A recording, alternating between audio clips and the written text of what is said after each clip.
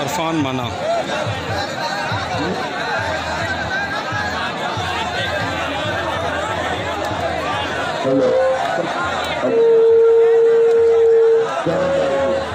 Malak Benjamin भाई खड़े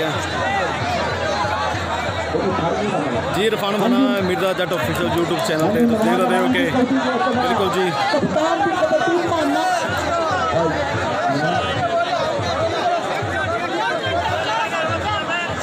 hello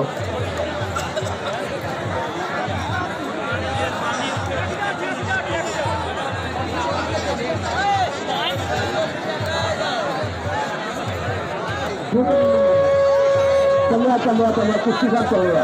हाँ बांध